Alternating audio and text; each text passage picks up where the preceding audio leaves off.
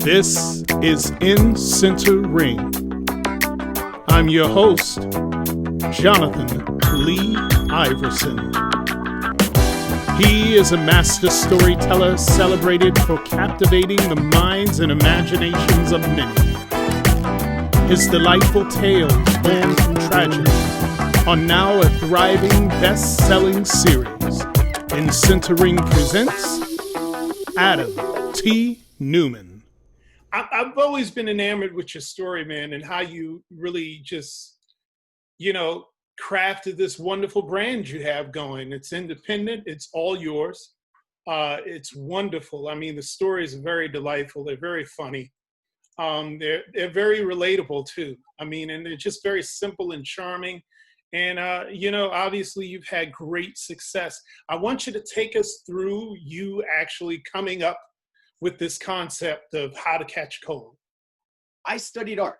I studied art, and after college, I moved to Los Angeles, California, where I got a job working for an animation studio, a children's animation studio, and it was like the dream job at the time. I got to work on a lot of fun shows like Strawberry Shortcake, Inspector Gadget, Johnny Test, a lot of fun shows like that, and I did it for about 10 plus years. Now, I never, ever knew I would grow up to become an author. I always loved to write. I always loved to be creative. But I never knew I was going to become an author. And what happened was it actually stemmed from a sad story. My mother-in-law, Lois, was tragically killed in a crazy car accident in 2010. And it really hit us all, my family, like a ton of bricks. And my children forgot how to smile. They forgot how to giggle. My wife as well, and even me. And I'm like the goofiest person I know. And I took a moment and said to myself, I need to do something for the family. I need to bring laughter back into this household. And I want my kids to smile and laugh again. So I thought of Lois. And Lois was a motherly mother that would always say, you need to put on a jacket or you're going to catch a cold. She sounded nothing like that. Nothing at all. It's a horrible imitation. I'm just doing it for giggles. But she would always say, you need to put on a jacket or you're going to catch a cold. Many grandmas say that. Right. Many grandmas say that. And Tyler was even in California. even in California. Yeah. Yeah. So Tyler was very young. Tyler was about 3 years old and actually turning 3. And if you told him, hey, Ty, you may catch a cold, he would put on his baseball glove and look up and say, well, when's it going to fall? I want to be ready for it. So that's where I came up with the idea of how to catch a cold. And that was my first book. I shared it with my father-in-law, Mike. He loved it. He thought it was hilarious. And it was a great conversation starter we could have. We could read with the kids, we could laugh with the kids, we could talk about grandma. But before the book was finalized, Mike passed away of a heart attack. So it was 13 months apart. Both my in-laws, we lost blink of an eye. And once again, we were set back. I was in a very, very dark place. The kids were in a very, very dark place. My wife was in a very, very dark place. So I said, you know what? I want to do something. I want to do something special to honor them. I want to do something special for our family. And I really want to encourage all the families out there, grandparents and parents, aunts, uncles, older brothers, sisters, to something. I wanted to write something that they all would love to laugh and read with the children in their life. So I actually originally started drawing all the illustrations and how to catch a cold. But when I came up with this idea, I'm going to start a company in honor of Mike and Lois. It's called MiLo INK Books. And here's a picture of Mike and Lois. So I took the My from Mike and the Lo from Lois and formed MiLo INK Books. And the reason I did ink was Lois was a calligrapher. And she would always write really fancy invitations and she was just an incredible lady. So MiLo INK Books came to be. And I even have in all of my books that if you ever, families that I was about to say boys and girls. I'm so used to talking to children. If you open the front page, you will see I had a wonderful calligrapher who used to work with Lois named Karen Gable. and she wrote, "This MiLo INK book belongs to," just the way Lois would have done. So in all of my books, there's a little piece of her in there. So it's a very special thing to me and my family, but everyone could enjoy it, even if they don't know about it. So MiLo INK Books came. I wrote my first book, How to Catch a Cold. I started reading to classes and schools, and I then developed a school assembly.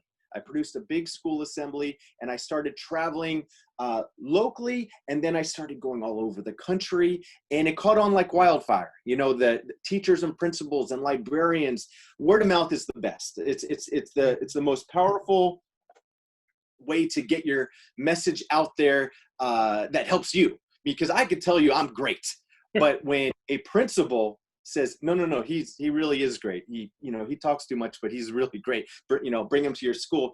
So it started, LA. Then I went back to my hometown of Maryland, and I started hitting all the different states in the middle. So that's what I've been doing. MiLo INK Books. I have 4 books published right now. I have a 5th one in production, and I started writing my 6th one. So yeah, it's a train ride that never seems to want to stop. I always knew you as a man of many ideas when we were in college, and we just ramble and just go, we're gonna do this, we're gonna. I tried stand-up comedy. Right. This was a huge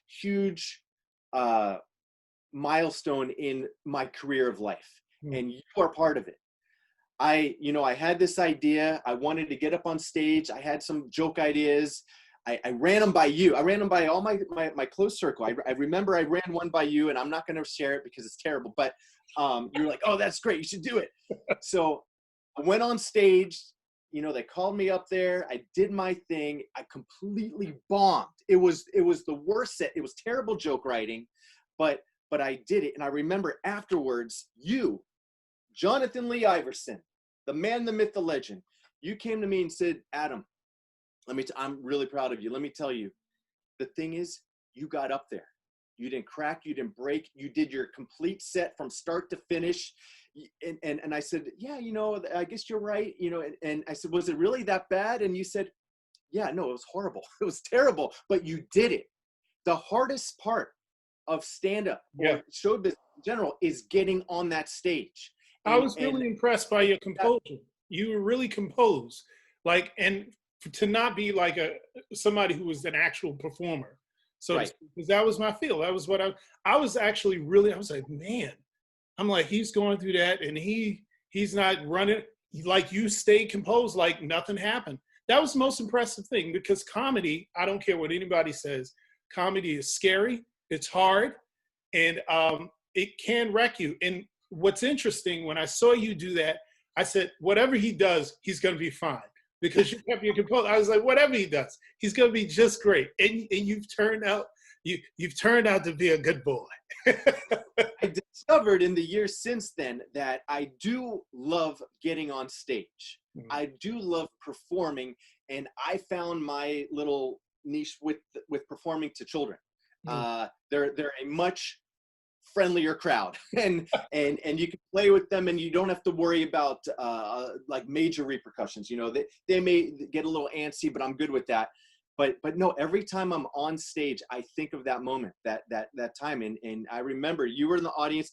You and my friend Jeff Barsky were the two that laughed on cue, despite whether or not it was funny or not. I remember this. And when I was done, you were applauding, and other people joined in, maybe because it was over. But either way, you were applauding, and I'll always remember that, and it stays with me to this day. I love the fact that you actually use your kids in your books.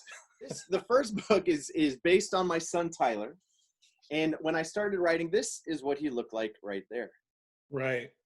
And same thing with my daughter Carly. I have her as well. She's in The Girl Who Lost Her Voice. This is The Girl Who Lost Her Voice. And here's what Carly looked like there. So yeah, I love that I can see. Here's the thing. And when you're a child, you grow up wanting to make your parents proud. You want to do good things. You want them to say, "Great job. Oh, you made the honor roll. Oh, you won this award. Great job." You want to make your parents proud. But what you don't realize is parents also want their children to be proud of them. Mm. And while you do that, like, I want to show my kids that it is so good to be a good person. And I love going to schools. I love inspiring children. They see what I do. They see what I do. They see how I interact. They see the smiles and the letters, the fan mail and all that stuff I get. And I want to inspire them, but also have them proud of me. And putting your kids in your stories doesn't hurt, you know? You know what I love about your presentations? You don't just give these kids this great show. It's an awesome show. It's an awesome assembly.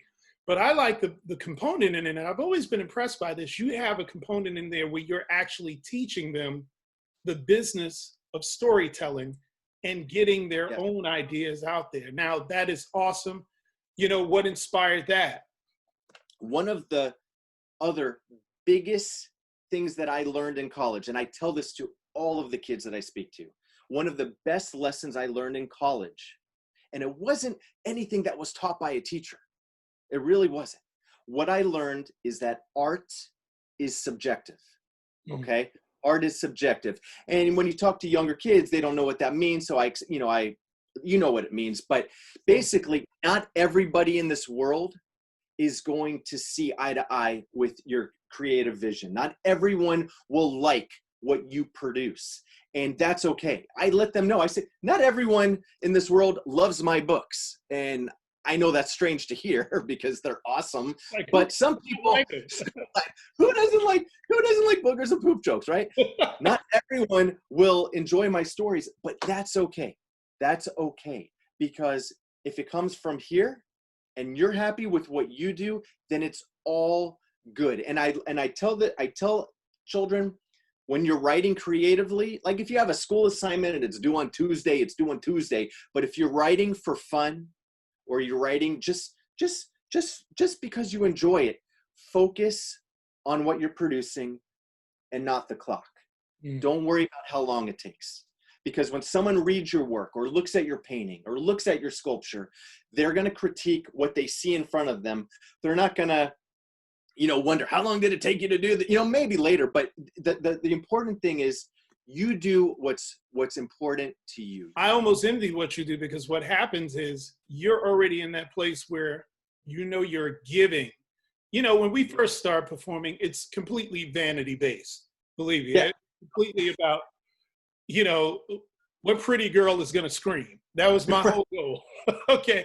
But then you get to a place, as you mature, where you realize, wow, I'm actually giving something of value. Can you please explain to people, and I tell kids this all the time, relationships make the world go round, how important it is to have a network? More than that. So I've always grown up to believe that you treat people the way you like to be treated. You never know who that next person is. And when I travel, I can go to the poorest of the poor areas. I could go to the richest of the rich areas. It doesn't matter. You never know what set of eyes, what pair of eyes are watching or who you're interacting with, because it can take you. You see all these internet or sensations that overnight, it appears overnight. We know it's not overnight, but it appears overnight. They go from rags to riches, just like that. They were singing in the subway. Someone happened to spot them, and then now they have this multi-album deal. You never know. So it's very important to treat everyone like they're the most valuable person in the world, because you never know. I grow listening. That's important. I know I talk a lot, but I listen a lot too. Yeah, I do. But I listen and I grow. I see what you do. I see what my other friend does. And it's so important to have that great close-knit circle, because they're always going to steer you in the right direction or keep you on track. It doesn't mean you have to, because ultimately you're the driver. And if you want to make a right turn, make a right turn. If you want to make a left turn, make a left turn. So yeah, no, it's very important in my opinion. I hear this from different independent authors. Obviously the advantage is the liberty you have, the freedom you have. to create and craft exactly what you want. The flip side of that is, you have to get on your grind. You have to hustle your own product. And I'd love Yes. to hear about some of the challenges you've had in doing just that. Well, the biggest challenge is getting your foot in the door, like acting with anything. And I can go and I can tell a teacher, hey, look, it's more than just a reading. I know when you think, oh, it's an author visit, they're going to come with their book and be like, once upon a time, and that's it. I don't do that. I put on a full presentation. But because it's not the normal, they can't see it. They don't see my vision. So what it takes is a little bit of hustle, like a lot of word of mouth. I direct them. I have some videos. I say, look, just give me that shot. And when I started with my first book, I didn't charge anything. I was free. And not because I devalued myself. It's because they didn't know me. And I needed to prove myself. I needed like some groundwork so people know when they book author Adam T. Newman, they're going to get a show. It's not going to just be your plain run of the mill. Every opportunity is never taken for granted. So the hardest part is getting in the school, right, and continuing to stay there, because you have different people on the boards. There's different red tape. The districts have different rules. So there's always a lot of like obstacles that challenge me, especially right now. I lost all of my gigs this year. I was rocking and rolling. The 2019-2020 school year was the best I've ever had.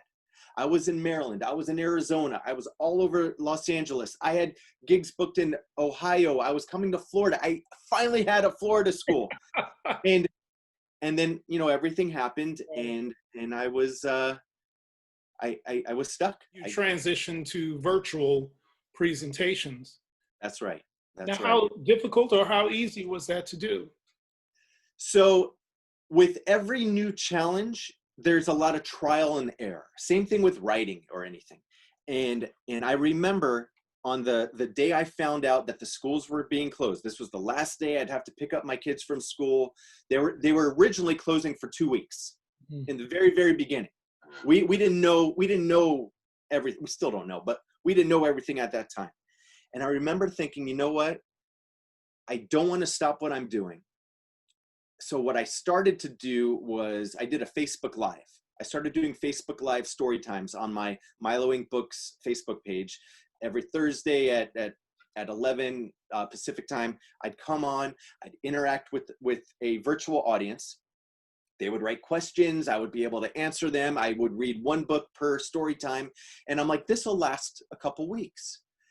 And then when the Zooms with schools or the Google, all the I call them Zooms. I know there's different platforms, but the virtual learning started to take place. I saw with my kids, they had class where they had to log on and do things. I saw the kids struggling. We have a lot of teacher friends. They were struggling. What do? We don't have all of our stuff. We don't have an ideal space. And I said, you know what? I offered myself to a couple teacher friends and said, look, I don't want to step on your toes. Maybe you have a system in place. That's fine.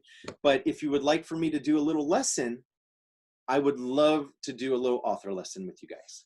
And a couple teachers took me up on that. And I set up my office like you see here. And I came up with a few little gags and jokes. And the idea was I was going to come on, introduce myself, tell the students a little background about me, read one of my books, and then open it up to some questions and answers.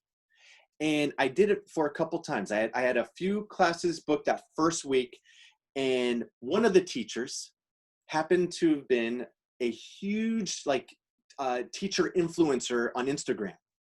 So she posted, oh my goodness, author Adam T. Newman came to my classroom and did this great thing.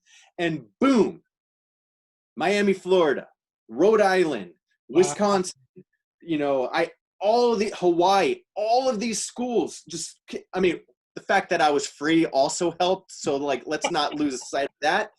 But free is only good if it was more than that. I was giving a quality performance, and with every little Zoom I did, I would take away certain things, I would add certain things. I grew. I started to grow as a performer in this format, Mm. and it just became a really awesome, amazing show. And I received a ton of emails from teachers saying, "Oh my goodness, that was so great." I'm making up students' names right now, but the emails were correct. They were like, little Johnny, he never spoke in class, and Mm. you got to speak, because I think it's very important to listen to these kids, to give them an opportunity. Again, I know I talk a lot, Right. but when the kids are Zooming and they put me right on their screen, I'm looking at them. I see what their names are, or sometimes it's their parents' name, or sometimes it's their computer name, but they know who I'm speaking to. The fact that it's one-on-one and it's very intimate, I can't do that as well in a live full stage show. I keep it interactive, and I run into the audience and I call on kids, but when I have classes at a time, when I have like 50 kids looking at me right there, I can say, "All right, John, what would you like to ask me?" Or, "Okay, Sarah, what do you think?" And you just see them light up. Mm. And sometimes they want to know what my favorite color is. Sometimes they want to know what inspired me to write. I give them little tidbits on how I edit my stories and things that they can do at home. I don't know if you know this, John. Yeah, I know you know a lot about me. I don't know if you know this, but when I was very little, I tell this to the kids, but I think you'll enjoy this too. When I was very little, I used to sit in my room and I used to read Dr. Seuss books. No surprise, Dr. Seuss was incredible.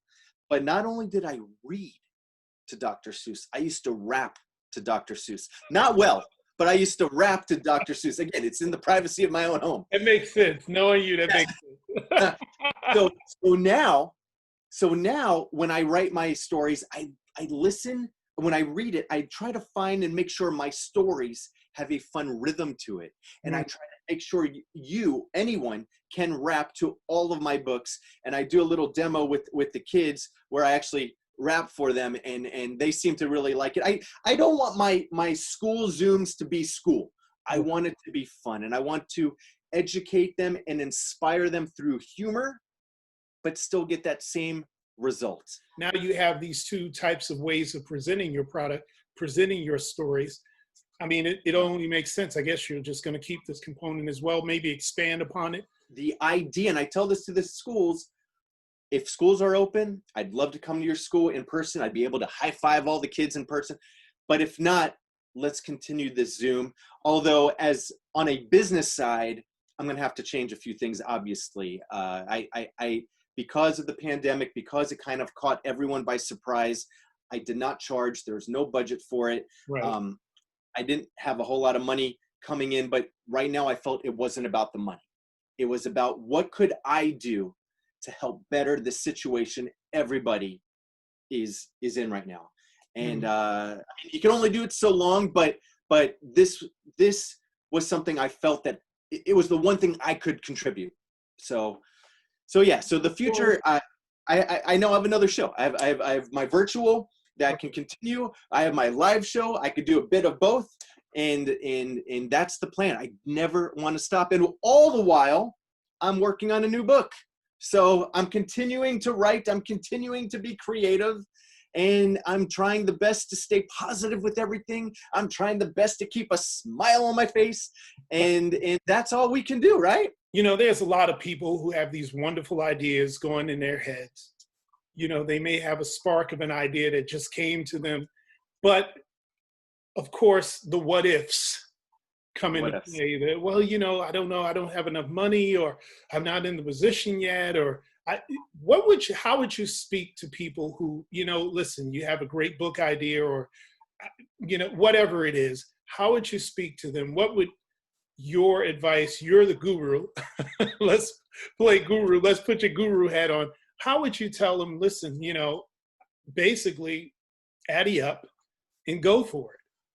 So the best advice I can give regarding that is, I remember when I was very, very young, I went to Walt Disney World in Orlando, Florida. We went to Epcot Center, and there was this imagination ride. And the imagination ride had a purple, I have the stuffed animal in my son's room. There was a purple dragon that was created out of imagination, and his name was Figment. And I was obsessed with this character. I love this character. And I remember learning at that young age, and it stuck with me to this day, that a dream is just a dream until you make it a reality. And that quote always stuck with me. You know, you could dream up this wonderful idea. Oh, I'm going to be an award-winning baker. I'm going to be an award-winning writer. I have all these great ideas. A dream is just a dream until you make it a reality. And if you have that passion, if you have that desire, the only way you'll know if you'll make it is if you believe in yourself. It doesn't mean you're going to do it and succeed right away. That's slim to none. So get that out of your head. The other thing is, don't focus on money. I know money is important, and you know, when people say, don't worry about the money, money. No, money, we need money. We need money. We need to make an earning. We need to make a living doing things. But if you have a dream that you're passionate about, you can't be distracted by what you're making right away. Money will come. Money will come. The fans will come. You need to focus on what you want to do. And it's just like walking. Step one foot in front of the other and go. And along the way, like we spoke about earlier in this conversation, talk to your friends who may have experienced something similar. Find out what they did. Read a lot. Man, the internet is full of ideas, and some of them are bad ideas, but there's a lot of great ideas. How did this person become all the way up here? What did they do? You know, there is a little bit of luck. There's a luck element. Don't rely on that. And just follow your dream. When you fall down, keep up. When I went on stage to do my stand-up act, I didn't fall down. I didn't succeed, but I definitely didn't fall down. But I discovered, okay, I wasn't great at that. I love performing, though. It doesn't necessarily mean telling jokes to a bunch of college kids, but I do love being silly and goofy on stage. And I took the years to mold myself, but it was a forward progression. And now I'm up on stage doing basically stand-up for children and teachers and parents and things like that. So you just never know.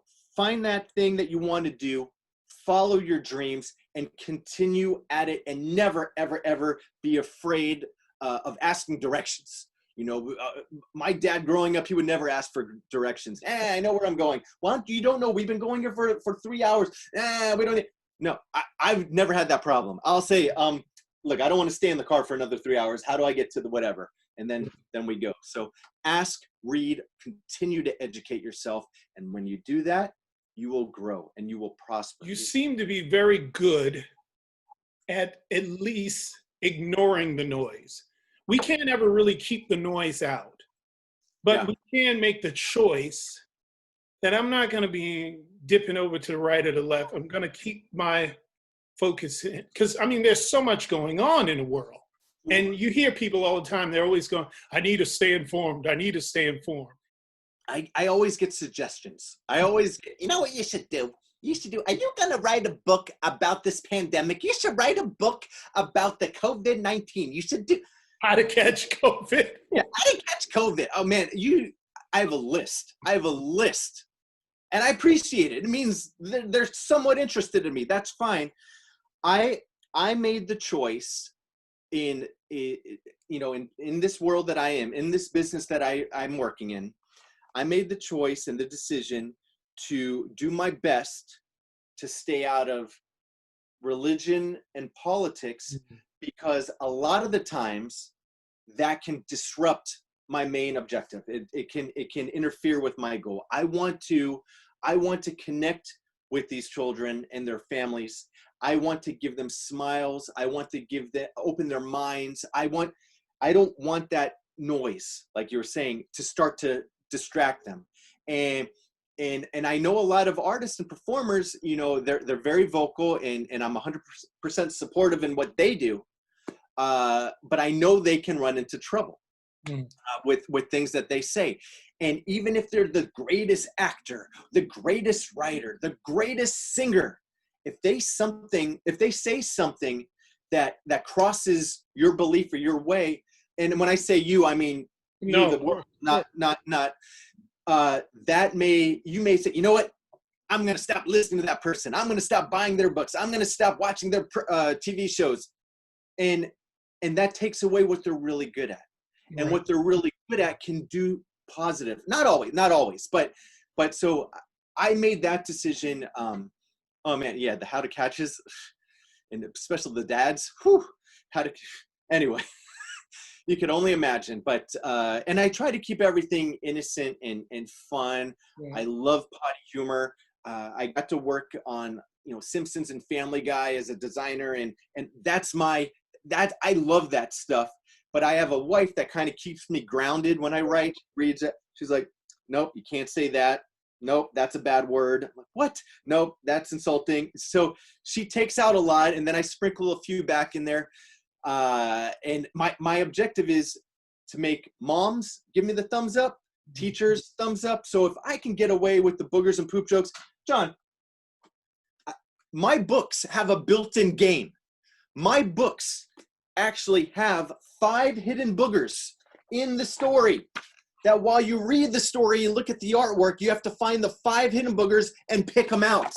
It's so diverse. If you find a 6 hidden booger in any of my books, it means someone added one. And if you're picking them off of a tablet, that's even grosser. That's what Lysol disinfectant is for. But the reason I did that was, again, I dedicated my second book to my kids, Carly and Tyler, and my nieces and my nephew, Eva, Kai, and Livia. They're my 5 little boogers, and I thought it would be fun for them. So again, if I can get a book filled, and I mean filled with boogers in there, and teachers and principals going, yeah, this is a good one, to me, that's a home run. That's a home run. So, I stay with the funny. I stay with the positive message. I stay with that inspiration. I want to inspire everyone. And I kind of stay away from certain things as well while I'm continuing on this path. Man, I love it. This was wonderful. Adam T. Newman, the author of authors. I love it. How to Catch a Cold. Folks, go catch a cold. These books they're available at MiLoBooks.com or MiLoInkBooks.com. MiLo INK Probably put the link down here. Put the link down here. MiLoInkBooks.com. Search for me, Adam T. Newman. You'll find all my things. Let's stay in touch. Let's stay in touch, John. Let's stay in touch with you, the viewer. I'm so excited. I can't believe you're watching me. Can you believe that they're watching us, John? I can't believe it. I love it. Thank you for watching. We always said they'd watch us. They watch us on the big screen.